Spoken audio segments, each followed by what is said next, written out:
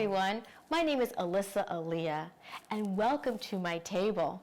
I'm so excited to share with you today and demonstrate one of my most treasured recipes called white potato pizza with pignoli and rosemary from my new cookbook called If the Table Could Talk, A Taste of Celebrations. So let's get started, enjoy, and cook just for the love of it.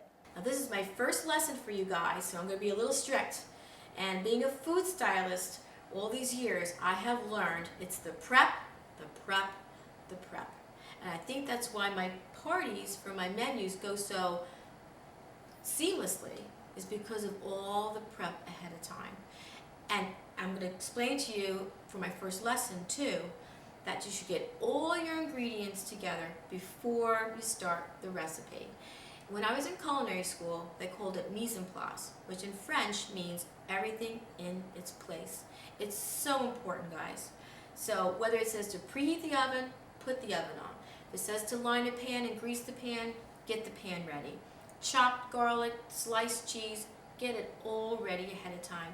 First of all, you'll make the recipe in a snap. And second of all, and most importantly, you won't make a mistake. This is what I do when I food style for photography. I might have 10, 12, 15 recipes that I might be shooting in one day. What am I doing? I am prepping everything ahead of time so I don't make a mistake. It's very, very important. And it comes out great. Okay, so we're going to start. So as you see here, I have all my ingredients all ready to go. Okay, the number one thing in this recipe is the pizza dough. It calls for 1 pound. Now in my cookbook, I do have a beautiful recipe for pizza dough, which is really simple. I will demonstrate that at another time. But if you're a little nervous about doing your own pizza dough for the first time, please go to your local pizzeria, a pizzeria that you love the pizza at. Ask the pizzeria guy for a pound or two of fresh pizza dough. The easiest thing you could do. Or go to your grocery store, go to the frozen food section, and there's frozen bread dough and frozen pizza dough. Buy it. Look at the directions for defrosting and rising, and you'll have your pizza dough. So I have used my pizza dough here, and first thing you're to do, in a 10.5 by 15 inches baking sheet pan with a little bit of a lip. This is called a jelly roll pan, which is pretty typical at any local department store. And I have a couple of these that come very handy for these type of recipes, for making bar cookies. It's just a great pan to have. So I use extra virgin olive oil all the time, and we're going to drizzle with a little bit of that. A fun hint is to use some cornmeal or polenta, and we're going to sprinkle that on top of the olive oil evenly in the pan. And I'm telling you guys, people are going to think the pizza dough came from Tuscany and a brick oven pizza with this little bit of sprinkling. It's going to look authentic and fun. And it's also going to allow you to spread your pizza dough evenly, which I'm going to show you right now. So before you take your pizza dough out of your bowl, put your fingertips in flour so the pizza dough doesn't stick to your hands. Okay, so look how nice. Boop, boop, comes right out. Look, no stick. Look.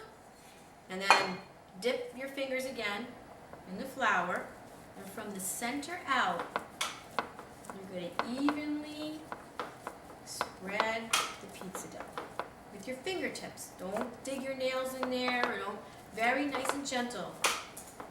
Especially if you made it by scratch, you do not want to ruin your beautiful pizza dough. Don't want to tear it. You're going to go right to the edges. See how evenly I spread it with my palms, with my fingertips. So once it's all spread out, it's very elastic, so it'll probably come back. We'll spread it out again one more time before we put it in the oven. I'll show you how to do that. Okay, so that's ready. Now, we're going to take this another magical mixture, which I have quite often in the cookbook. It's infused olive oil. What you do is you take about 3 or 4 cloves of chopped garlic, put it in a 1/4 cup of olive oil, and I have in here about 3 sprigs of rosemary. I'm going to show you a quick way to get the rosemary off the stem. You go the reverse the way the plant grows, and you go like this. Look how easy. Give it a little mix. Usually I do a little salt and pepper too. Always salt and pepper your food. Oh my gosh, it's season, season, season. Okay. Now, take the brush out. You're going to pop this in the microwave for like a minute. If you don't like the microwave, put it on a little saucepan for like 2 or 3 minutes on your stovetop. You'll get the same effect. And what that does is it sweetens the garlic and infuses all those flavors into your olive oil. I make a triple batch, usually every week, and I stick it in my refrigerator for a week. And when I'm ready to use it, it's ready to brush on any poultry, fish, chicken. It's a perfect base for a salad dressing and for a marinade. It is just so handy, and you don't have to chop garlic anymore during the week. It's already done for you. So you gotta spread this on here, nice and evenly. Okay. And don't worry about putting much of the garlic and rosemary on. We're gonna do that at the end because that looks so pretty. And the olive oil has all the flavors in it, so that's the beauty of it. Then you're gonna take Romano grated cheese. Now Romano is a little salty and also has a little bit of a tang to it, and it has a nice base for this pizza dough.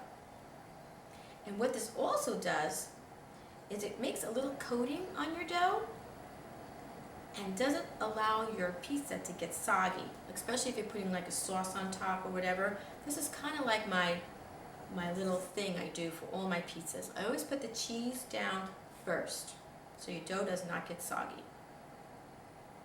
Okay. Then you're going to take about 3 or 4 new potatoes, or red bliss potatoes, because they have the pretty red skin. See? And I slice them about 1/8 inch thick, pretty thin. And you're going to parboil them in a pot of boiling water for about 4 to 5 minutes till they're just fork tender. You don't want them to break apart, because you're also going to cook again in the oven. And you're going to lay this here. Oh, I forgot to mention, I have a cute little story about how I came up with this recipe. My dad's mom, my grandma Maria, she didn't live very long. We were not only till 39.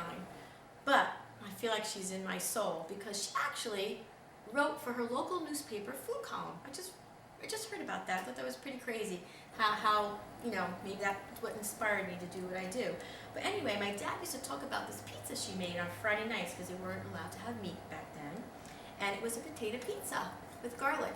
So I said, oh, I think I'm going to try and make that for my dad. And that's how I got inspired with this recipe. So you're going to lay this out nice and even. There you go. See, nice pretty rows. Make it pretty. People eat with their eyes. Okay, so now you're going to take the remaining of that olive oil mixture. And now you're going to take the rosemary and all the pretty greenery. Now you can chop this finer if you want, but I'm into the look, so I want to show pretty amounts of green and contrast of color and textures. There you go. You spread this on all nice and evenly. Then you're going to take fresh mozzarella. Now you could use whole milk shredded mozzarella, whatever you like, but I like in this recipe the fresh mozzarella. It has a nice texture. It's about 8 ounces. You could break it apart, spread it all around. And then, at the end here, I have shavings of Parmesan Reggiano. Now this is the king of all Italian cheeses because it's so buttery and nutty. It's delicious. And I'm going to sprinkle this on top. You can use grated cheese. Don't worry about it. Use grated if you like. Don't have to do the shavings. This just melts nicely and looks pretty too. Now what I love about the combination of the Romano and the Parm is because the Romano has that, remember I told you, that tang and saltiness, and the Parm has the nuttiness and butteriness that when the potatoes are sandwiched in between, it makes a delicious taste sensation. Okay. And then, last but not least, the delicious pignoli nuts, or pine nuts they're called. Don't have to pre-toast them because they're going to be toasted in the oven. You can sprinkle that on. You can use more than my recipe calls for if you're into, no rules here. Do whatever you want. Oh my gosh, it looks so beautiful even before it's baked. Look at that. Oh, see now it's kind of squished in? Just take your hand and spread it out a little bit more. Okay, there you go, before you put it in the oven. So my oven has been preheated to 425. And we're going to bake this for about 20 minutes. 10 minutes at the top of the oven, 10 minutes at the bottom of the oven. If you want to alternate a little bit, you can too, because you don't want the pizza crust to burn. Actually, my mother-in-law showed me that trick when she makes her homemade pizza dough, which is another recipe in the book, which I'll do at another time. It's already baked. Oh my gosh, look how beautiful is that. And another trick from my mother's mother, my Nana, she would make, homemade pizza dough all the time, and she would take out these old cruddy scissors that were her kitchen scissors, but please use a kitchen shear. And she said, oh, don't use those pizza peels that you cut. It's too dangerous and too messy. So she would just take out her scissor and start snipping away. Look how easy. It's a great cutter. And then you can make this into squares, into triangles, and you're ready to go. Let me show you how I presented it. Look how pretty.